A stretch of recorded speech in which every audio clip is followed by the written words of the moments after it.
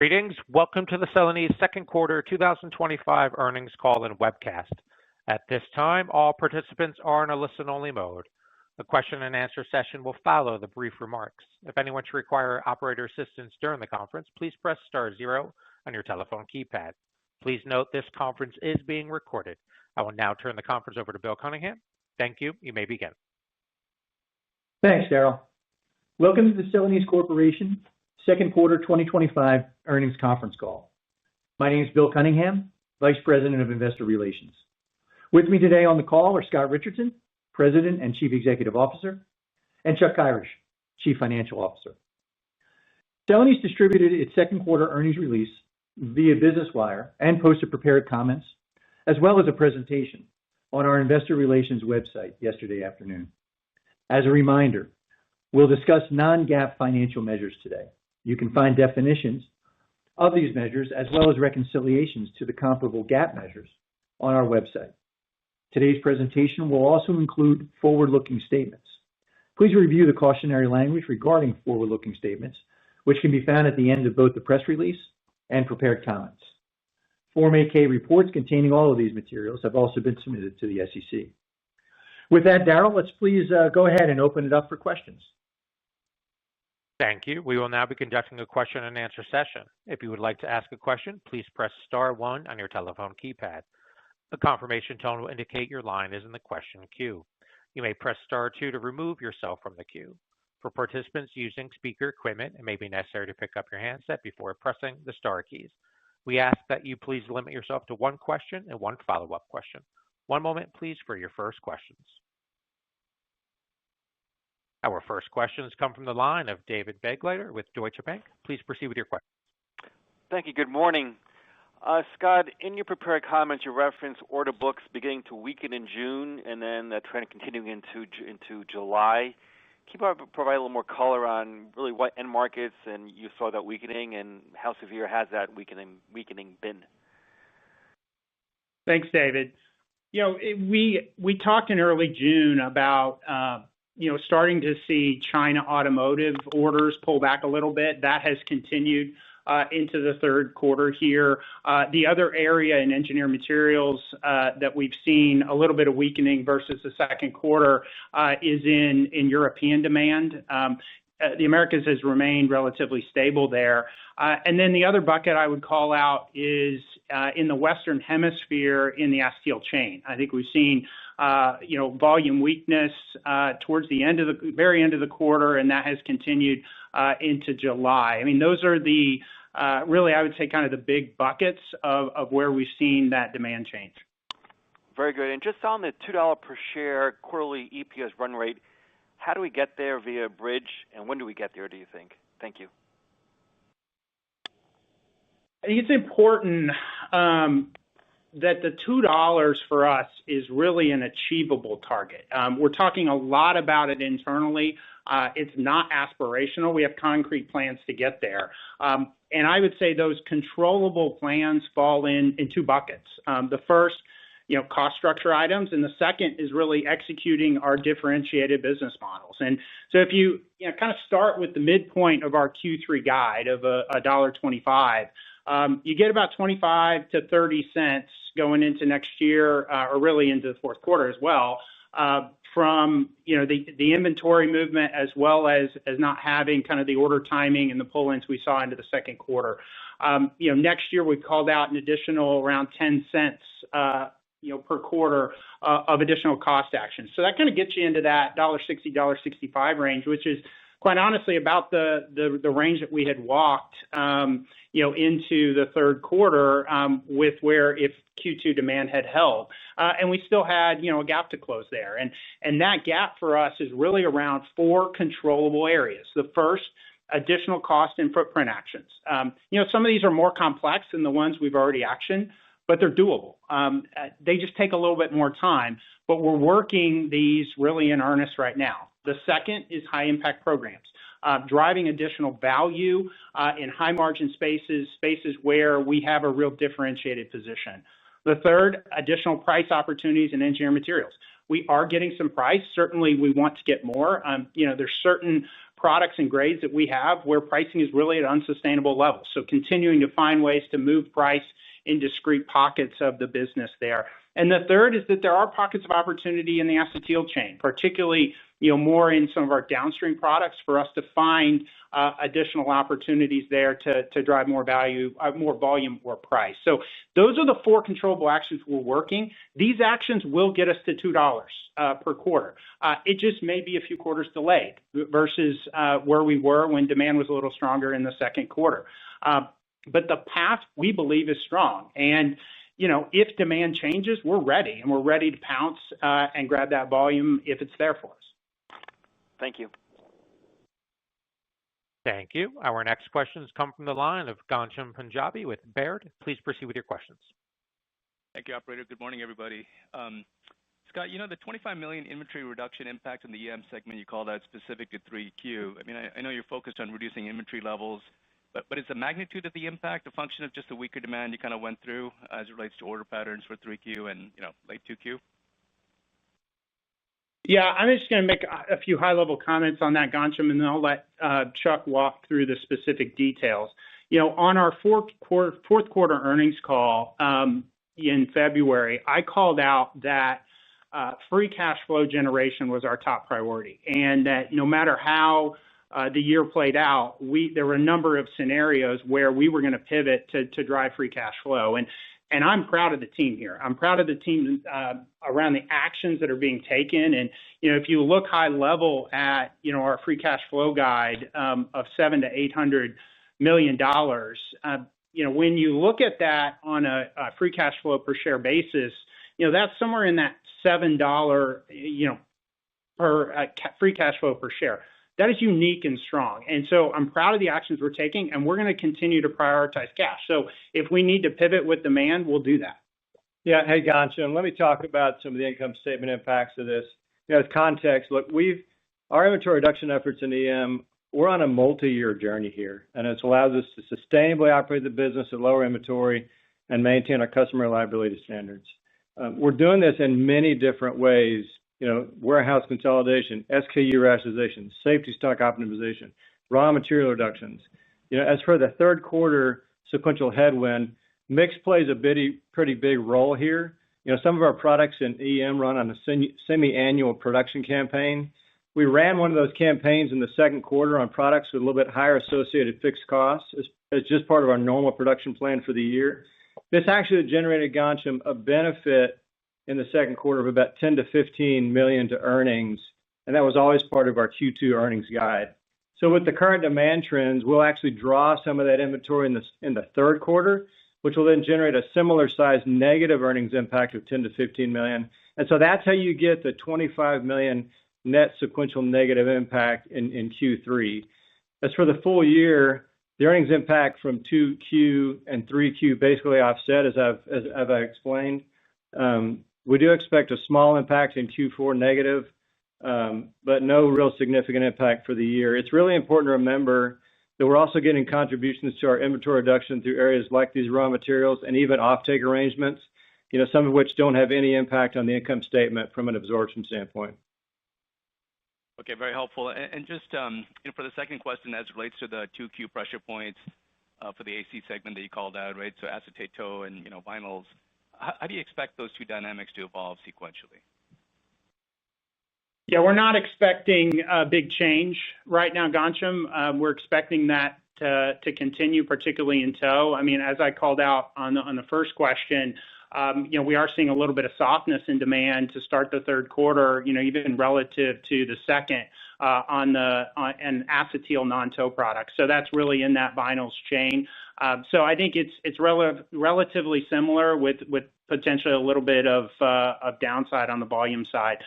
Now that will be offset in acetyls with us not having turnaround. So that's why you've got kind of the sequential guide up versus where we finished in the second quarter. Okay, very helpful. Thanks so much.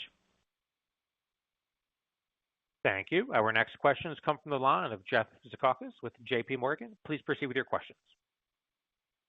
Thanks very much. Are tariffs in China affecting your tow business? That is there material that you normally ship into China that's now more difficult because of tariffs, or not really? No, Jeff. Our tow business in China is really done entirely through our joint venture and our joint venture partners. So we're seeing no impact from tariffs. Okay. And in VAM and acetic acid in China, are you at least break even? And of your Asian sales in VAM and acetic acid, is there any that comes from the United States? Yes, we are break even. We're above break even still, Jeff. Now, what I will say is we are selling less third-party acetic acid than what we have historically. We are, as I called out last quarter, continuing to pivot further into the downstream products like emulsions, redispersible powders, because we've seen more pockets of value where we can differentiate ourselves. So we continue looking at that landscape and kind of working that wheel of products that we have, and that's really pushing us further downstream. We are selling a little bit of U.S. material in Asia in certain regions. Now, that may be direct ship or it could come through swaps, et cetera. So, whether it's actual or virtual, that has been something that we have been doing since we started up the Clear Lake expansion last year. Okay, good. Thank you very much. Thank you. Our next questions come from the line of Michael Sison with Wells Fargo. Please proceed with your questions. Hey, guys. So just curious, in terms of your third quarter outlook, I recall you had thought you'd get 15 to 20 cents or so in cost savings, another 15, 20 cents in less turnarounds.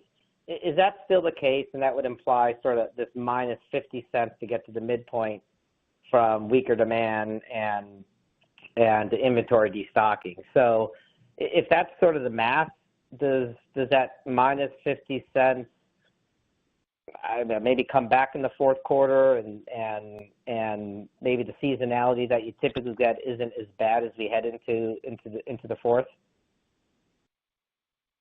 Yeah, thanks, Mike. As we kind of look at this, I mean, if you normalize for the inventory and some of those accelerated orders that we saw in the second quarter, that kind of gets you, 25 cents or so up off of the Q2 guide. So, that basically puts the third quarter, as we're looking at it, it's really, from an enterprise perspective, the underlying company is performing kind of at or even slightly better in the third quarter than what we did in the second quarter because of those cost reductions, not having the turnarounds that you talked about. That's definitely rolling through in the numbers as we work our way into the third quarter. It's really just that change in demand, and that is kind of in that 25-cent range as you kind of look at what was in the second quarter to the third quarter, and that's probably somewhere 60% acetyls, 40% engineered materials, as I would look at it right now. Got it. And then quick follow-up. I know pretty much all your peers have talked about a weaker third, and 2025 is coming in pretty disappointing relative to everybody's expectations. But do you think there's anything structural in your businesses that maybe some of the earnings power just won't come back? Maybe nylon or parts of EM. I just did. I would have never thought folks would be at this level of earnings. So I just wonder if there's some structural issues in the businesses or that could be persistent over several years versus just this year. Mike, I'm energized by what our team is executing this year, and I'm energized by what we're doing on free cash flow. And we are building, I think, the enterprise in a way that is increasing the earnings power, and we are ready when demand changes. And what we're doing on the cost structure side of things, I mean, just as an example, in acetyls, I think our Western Hemisphere cost structure has never been as low as it is today. With the fixed costs we've taken out of the business, the expansions, the low capital debottlenecks that we've done, the low carbon footprint products that we have. In engineered materials, for example, the actions that we're taking, we're going to be operating on an S&A plus R&D percentage of sales next year in the range of 8%, which is equivalent to what we were doing pre-COVID in 2019 in a very different demand environment. And if you kind of normalize and apply that demand environment to today, that S&A plus R&D percentage of sales would be 1 to 200 basis points lower than that 8%. So that the things that we're doing are going to give us the ability to respond, when demand changes. And certainly there's pockets of the business that, given where things are at today, are challenged. Are they long-term structurally challenged? I don't know about that, because actions will be taken. And I think, for us, we're really working to ensure that we don't have a set it and forget it mentality on how we operate the company. There's always more that can be done. And if, business isn't performing, then you've got to take action. You've got to drive change. And so that's just, that action orientation is really kind of what we're building into everything that we're doing here. Thank you. Thank you. Our next questions come from the line of Vincent Andrews with Morgan Stanley. Please proceed with your questions. Thank you, and good morning. Scott, I wonder if you have any thoughts on the acetic acid business in China and some of the anti-involution policies that have been proposed. Are you seeing or hearing or thinking that there could be some capacity rationalization in the Chinese market as a function of those policies? Vincent, I can't speculate what will or won't happen in the market, but definitely where things are at today, it's extremely challenging, I think, for the entire industry. And I think certainly China has taken note of that. And the anti-involution policies that, really started to get talked about more a few weeks ago, certainly in those, kind of more established, concentrated, less fragmented spaces are certainly already seeing change. I mean, coal, for example, coal pricing has gone up 3 weeks in a row. I think it's up about 5% in the last month. And so I think those first order elements, you're already seeing, elements of that. How that applies then into our businesses, in particular acetic acid, I don't know yet. But certainly coal as an indicator, is going to drive costs up over time for everyone. And so I do think, those dynamics, I think it's important that we continue to stay close to what's happening in our markets. We're going to keep trying things, and we're going to keep finding ways at which to pivot and find pockets of value. And that's probably going to be different today than it's going to be next week. But the team has to kind of work that daily operational execution model in order to be successful. Okay, and then just as a follow-up, there was a call out in the prepared remarks about medical being weak, and I recall that there'd been overstocking during COVID, and that seemed to normalize last year. So, what is there anything in particular that's causing that end market to be a little sluggish right now? No, Vincent, it's just really timing. We had a little stronger volumes early in the year than maybe what we're seeing right now, but fundamentally, no. Demand is stronger today than it was coming out of COVID for sure. And I don't, everything that we see doesn't indicate inventory through the chain, and end use demand continues to be pretty stable there. Okay, thanks very much. Thank you. Our next questions come from the line of Josh Spector with UBS. Please proceed with your questions. Yeah, hi, good morning. I had a follow-up on the earnings power, questions around the acetyls business. That's kind of been the bigger gap in 2Q and 3Q. If you could maybe break apart the pieces between, you talked about some of the tow destocking impacts. Sounds like you're expecting that to go on in the rest of the year. But then, like the core acetyls earnings power, is it utilizations or demand or something that really needs to drive this? And how much is there in your control to maybe lift that earnings versus you need to wait on the market, noting that you shut down or at least delayed the start back up of your Frankfurt facility, you're batching Singapore. Is there more that needs to be done or some impaired earnings on that side of the stream that needs more actions, or is it all market in your view? Thanks.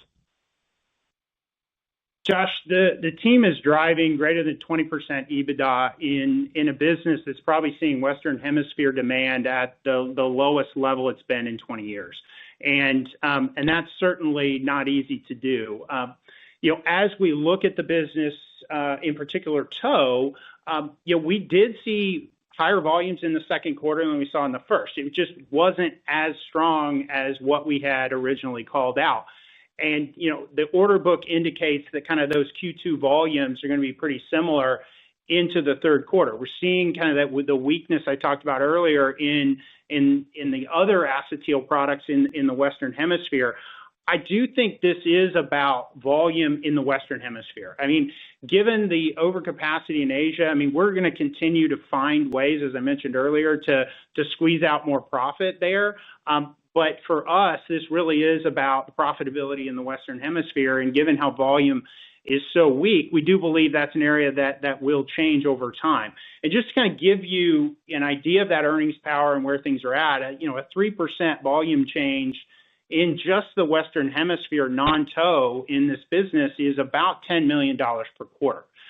So it's not insignificant. Just as to give you a rule of thumb, in engineered materials, a 3% improvement in that business on a global basis is about $15 million a quarter. So real earnings power from very small volume changes in where these businesses can have success going forward. And we're only improving that equation with the cost structure changes that we're making over time here. Okay, thank you. Thank you. Our next questions come from the line of Salvatore Tiano with Bank of America. Please proceed with your questions. Yes, thank you very much. So firstly, I wanted to check specifically as we think about Q4. How should we think about any buckets on earnings Q4 versus Q3? I think you mentioned that there could be some inventory reduction initiatives still flowing through, but can you clarify what we should expect there? Either items such as seasonality, turnarounds, etc. So how should we frame Q4 versus Q3? Yeah, thanks, Sal. I think it's important to understand the visibility right now is very short in both businesses. Historically, acetyls visibility of the order book was kind of 2 to 4 weeks. Today, it's very much on the short end of that. Historically, in engineered materials, the visibility and confidence in the order book could be 4 to 6 weeks. Today, I would say the visibility in engineered materials is more like 2 weeks of orders you can really count on. And so that's hard to predict what's going to happen in the fourth quarter. We have not seen normal seasonality so far year to date in anything right now. So it's hard to say, well, are we going to see real normal seasonality or not? The inventory value chain is extremely light. We do not see big pockets of inventory, really anywhere in the value chain in the areas where we have stronger profitability. Chuck did mention a little bit of an inventory draw in the fourth quarter. It's likely on a sequential basis to be actually a positive when compared to the third quarter, because it'll be then less than what we're seeing here in Q3 based upon how we're seeing things right now from a demand perspective. So I do think, it's hard to say what seasonality will be, but I don't think it's unrealistic to think that Q4, would be similar to what we're seeing in the third quarter or even better, depending on how things materialize from a demand perspective. Perfect. Thank you. And I want to also ask a little bit about the balance sheet, and specifically, we saw that you extended your revolver to 2030. It's $1.75 billion. So is it fair to say that right now, if we do the math, 26, 27 maturities, they could fully be addressed by everything you have on hand, cash, free cash flow, and the revolver? Or is there anything else we're missing? And is there any reason why you cannot draw on the entire $1.75 billion, for example, to repay your 2027 bonds? Hey, Sal. Look, we're focusing on paying down our debt maturities through 27 with our free cash flow generation and then our $1 billion of divestiture proceeds. We're not relying on our revolver to pay off those maturities. We have used our revolver temporarily from time to time for a short-term bridge, but then have quickly paid that off. So I would think about paying down those maturities through 27 through our own cash generation and not using the revolver. Now, we know that sometimes our cash generation in any given year can be a little bit back-end loaded. So we'll continue to be prudent and opportunistic in the debt capital markets. if we need any further refinancing transactions to kind of bridge some of that payment. But think about those 26 and 27s through our own cash generation. Great. Thank you very much. Thank you. Our next questions come from the line of Patrick Cunningham with Citi. Please proceed with your questions. Hi, good morning. Thanks for taking my questions. Pretty consistent price declines in acetyl chain over the past several quarters. Is the bulk of this from just China oversupply and the impact from the upstream pieces of the portfolio? And how would you characterize, the optionality model and success for downstream sales? Have you been getting both price and volume there relatively consistently? Yeah, thanks, Patrick. I think on the downstream sales, pricing has been harder to get there. I mean, I think that's been more about volume and finding ways at which to create new opportunities in certain spaces, some out-of-kind substitution as well. We've seen success, particularly in parts of Asia there. I mean, there definitely has been some margin compression that we've seen since the beginning of the year on some products from a margin perspective in China. And we've seen a little bit in certain pockets in the Western Hemisphere, but that's largely been more of a volume story as opposed to a margin decline. Understood. And then just on the free cash flow outlook, can you help us understand what's driving the reiterated $700 to $800 million there? If we take a further leg down here, do you think you can manage to the low end of that range with further working capital actions? Yeah, as we entered the year, we looked at a number of demand scenarios, and this goes back to Q4 of last year even, and the commensurate inventory actions around each of those demand scenarios to generate $700-800 of free cash flow. So yeah, as you mentioned, as we've kind of seen demand soften here, we're prepared to take further those actions and increase the benefit from inventory working capital, and are confident in that $700-800 million in any demand scenario.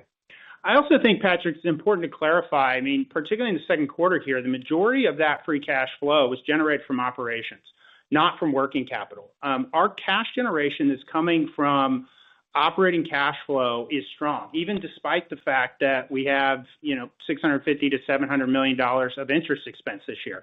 And I think it's that conversion to cash, which is really shows the strength of these operating models, and that is sustainable. And given that we do believe we're on a multi-year journey of inventory in the engineered materials business, even that working capital piece going into 2026 is sustainable. So we feel really good about the cash generation here, and we're going to be continuing to find ways at which to maximize, how much cash we're generating from operations.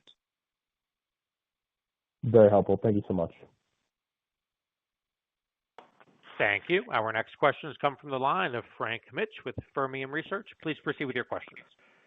Good morning. Scott, you gave some interesting rules of thumb regarding volume movements, impacts on acetyls and EM. Just curious, where do you think we are right now on a volume basis relative to historic norms in both of those segments? We're significantly lower, Frank. I mean, obviously, I called out earlier, I think we're at least in the Western Hemisphere in acetyl demand, we're probably at the lowest levels we've seen in 20 years. Engineered materials certainly is weak. I think first half volumes, versus first half last year even, I think we're down, 5 to 6% volumetrically. So, I mean, if you just kind of think about those are big, significant changes that we've seen in the business. Now, I know it's just rhetoric right now, but what we are hearing from our customers, is that people are looking more at manufacturing in the U.S. We're hearing from customers that, going forward, now when this actually hits, we don't know, but, that people are looking at making more cars in the U.S. People are looking at making more appliances in the U.S. We are, seeing even the German automakers now rolling out their next wave of electric vehicles, which have a really strong ability to win, particularly in the Western Hemisphere. Those things will be, really beneficial for our businesses. On the acetyl side of things, whether it's interest rates or, more government spending in Europe, or stability in Eastern Europe, any catalyst like that it's our lowest cost part of the world, our highest margin business. We're going to be able to capture that demand relatively quickly. And so our focus right now is really on, in this low demand environment, what are we doing ready to ensure that, every dollar or every ton we sell in the future is worth more than it was in the past. Gotcha. That's very helpful. I must tell you, I was surprised to hear the low level of visibility on your order books.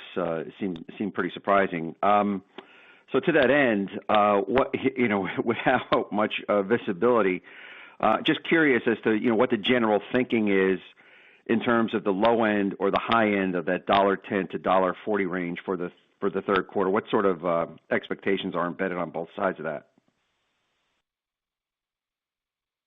Frank, for us, the controllable actions that we're taking and the things that are rolling through the P&L already do give me confidence. Now, certainly, where demand can pivot here in the last 6 weeks of the quarter can go a number of different directions. But I think where we're performing from a controllable perspective certainly gives me confidence in our guide right now.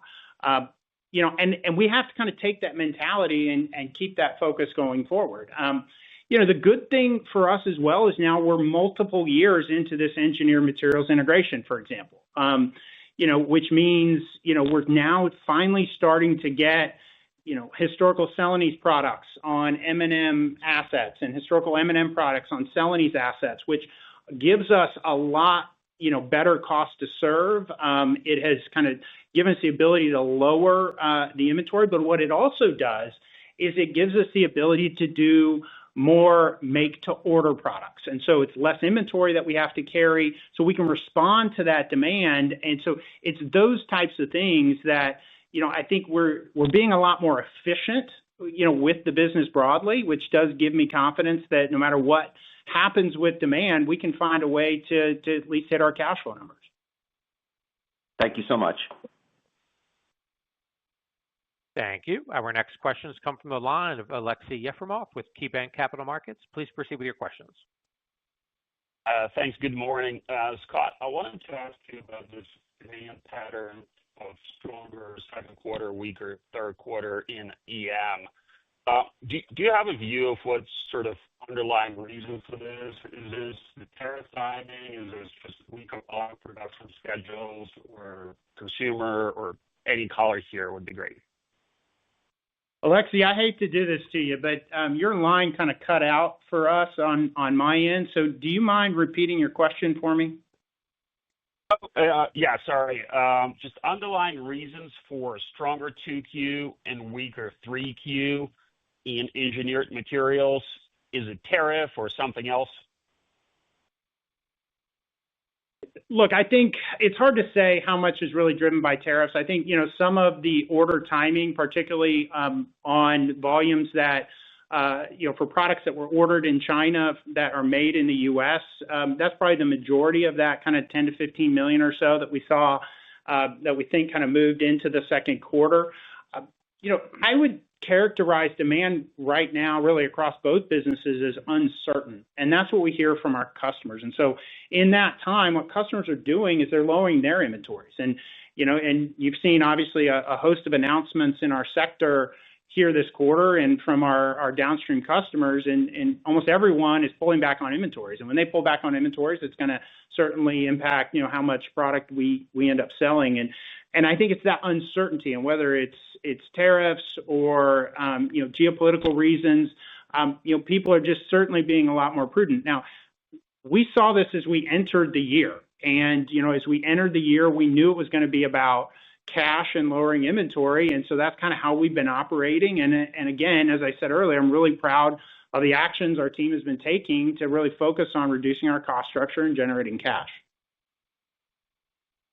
Thanks, Scott. And then filter tow, how much certainty do you have that this is not a share loss, but a destock? How much visibility do you have in these competitive dynamics?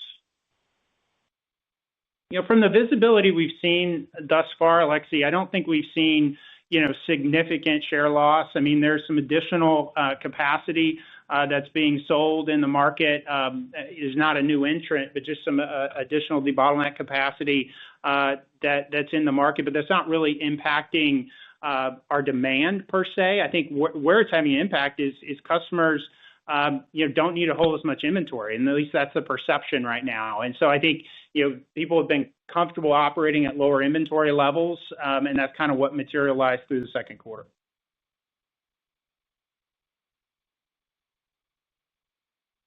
Thank you. Our next questions come from the line of Arun Viswanathan with RBC Capital Markets. Please proceed with your questions. Great. Thanks for taking my question. Hope you guys are well. I want to go back to the bridge, Scott, that you provided from $1.25 to $2. I think you said the inventory actions, that was maybe 25 to 30 cents. The current cost programs was 10 to 15, and that got you to $1.65. So I think you then said that would have gotten you to $2 were it not for the volume shortfall, and then there are the four controllables. So I guess if volumes do come back, would normalized volumes get you the 35 cents, or given that volumes are at 20-year lows, would normalized volumes get you closer to maybe $3? And then with your controllables, you maybe have like very, very long-term line of sight to north of $3. Is that the right way to think about it? What was the volume kind of shortfall from a normalized perspective? Yeah, Arun, we're waking up every day and just trying to put one foot in front of the other, and we've got to look at what's in front of us right now. And our next milestone is $2. And once we hit $2, then we'll set the next milestone for where things are. And we've been building a plan here that to get to that $2 per quarter level, that is through controllable actions, as I kind of walked through. The walk I had done earlier in the year, got you in that $1.70, $1.80 range, keeping Q2 volumes flat and through the balance of the year. And that's not what we're seeing right now. It's hard to say what normalized volumes are right now, but just Q2 volumes and that dynamic is worth about 25, 30 cents. So it kind of gets you into that range, certainly, but we're not going to count on that. We have to continue to work the controllable items that we have in front of us to get to that level. And if demand is there, we're going to be poised to capture it. Okay, that's helpful. And then just as a quick follow-up, I think the other actions you mentioned, I get the additional costs, but I just wanted to ask about the second and fourth items. So the second item, I think you mentioned really harnessing some of your value-based programs. Could you just provide a little bit more detail there? And then similarly on the acetyl chain, is the uplift that you see there going to require a better construction and paints environment, or what would you say would lead to better acetyl chain results? Yeah, let me hit that point first. I mean, certainly the paints, coatings, construction demand in the Western Hemisphere that we're seeing is extremely weak. And so any change there, would be, pretty attractive from an incremental perspective, given that rule of thumb that I mentioned earlier. That's probably the weakest part of the business, versus today versus when we started the year. And so certainly any change that we would see there and anything to catalyze demand on that side of things would be extremely beneficial, just because that is, our highest margin area. When it comes to high impact programs in the engineered materials business, I mean, we are committed to broadening and diversifying the business, finding additional pockets of opportunity outside of automotive, within the automotive business. And, we have a lot of different examples of the things that the team is working on. And the non-auto, that could be things like drug delivery, performance footwear, fibers, hydrogen, clean energy, oil and gas. I mean, these are spaces where we've had wins recently, nice wins. And it's about multiplying those wins. In automotive, EV propulsion, batteries, cooling, advanced suspension systems. These are all unique areas where our products fit extremely well and where we're gaining traction. Now, some of those auto opportunities take longer. So it is really about accelerating kind of the full pipeline of opportunities in the hips to ensure that, as we get into 2026, we have, new demand materializing to the bottom line. Thanks. Thank you. Our next questions come from the line of Hassan Ahmed with Alembic Global. Please proceed with your questions. Morning, Scott. Appreciate the details in the presentation you gave around the acetyls chain, and over the years, showing us how you've imparted sort of earning stability and the like, and also how 70% now of your revs come from the Western Hemisphere, and 70% of those are contracted out. And you're obviously seeing that even in the near-term results, right? I mean, the guidance that you gave for Q3 for acetyls chain relatively flat with Q2. So my question is, if you sort of take that model and try to incorporate those best practices within the EM side, how would it look? And particularly in light of some of the comments that you just made about hearing rumblings about manufacturing moving more to the Western Hemisphere and the like. Certainly, there's areas of engineered materials, Hassan, that have elements of the elements of the acetyls business, particularly in standard grade materials.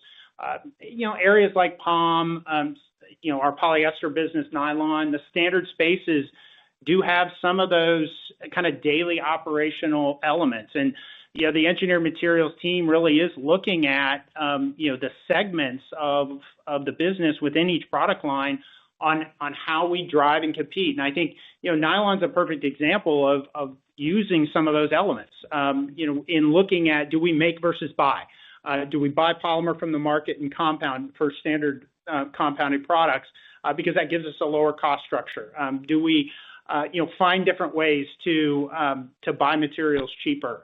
Otherwise, do we, pivot materials to our lower cost elements of production? And we've done some of that through, the shutdowns of higher cost capacity that we've done in maximizing production in our lowest cost assets. And so there definitely are elements there. Our U.S. footprint that we have in both businesses is extremely low cost, and it is advantaged. And so as we see demand pivot back to the U.S., if that occurs, I think we're as well positioned as anyone in our competitive landscapes to be able to capture that demand very quickly.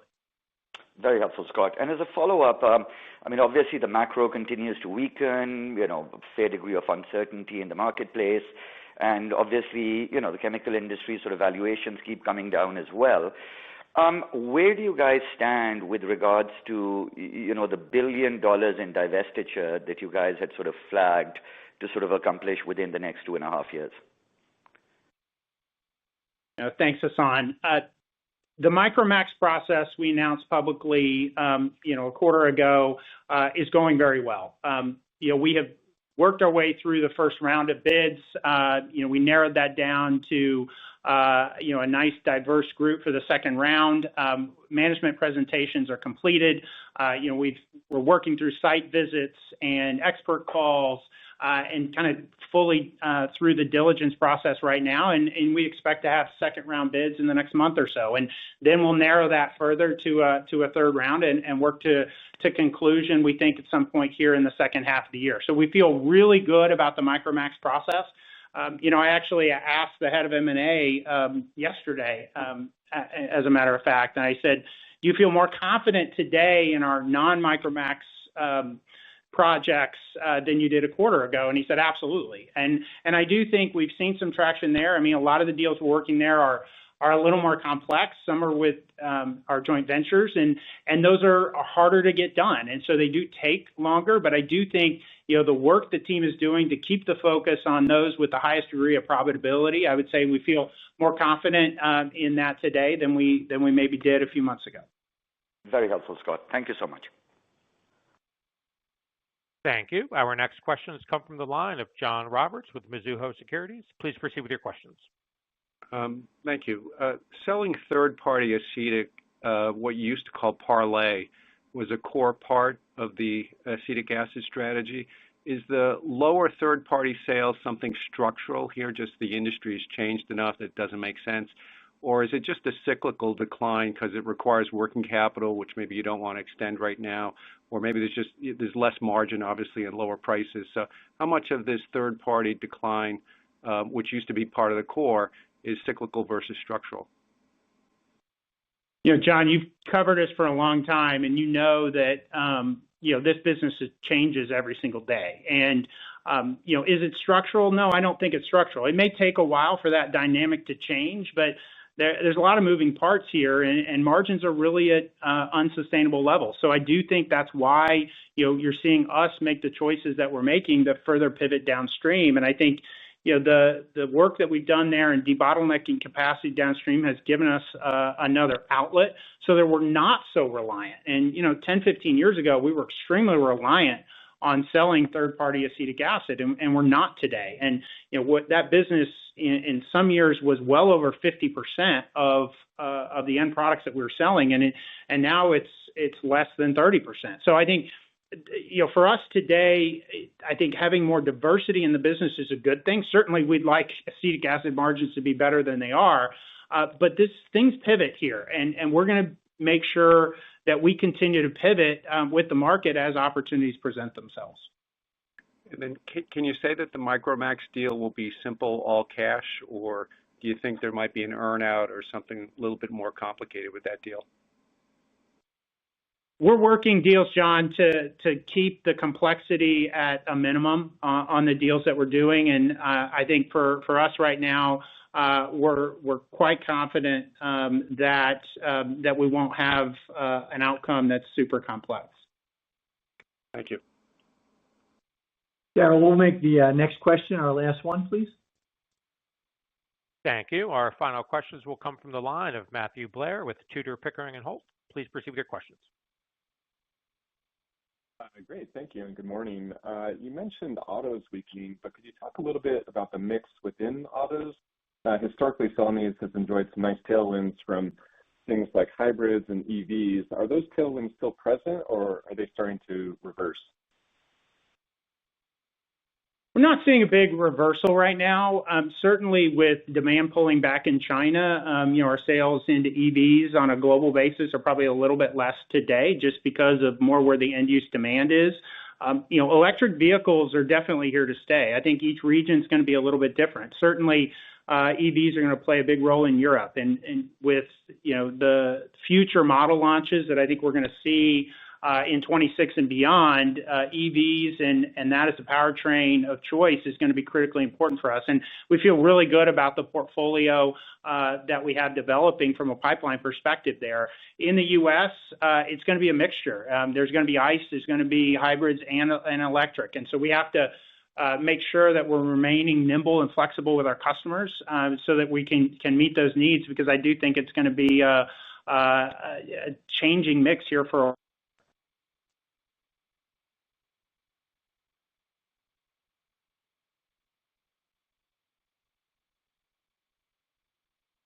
Okay, well, thank you everyone very much. We'd like to thank everyone for listening today. As always, we're available after the call for any follow-up questions. Darryl, please go ahead and close out the call. Thank you, ladies and gentlemen. We appreciate your participation. This does conclude today's teleconference. Please disconnect your lines at this time and enjoy the rest of your day.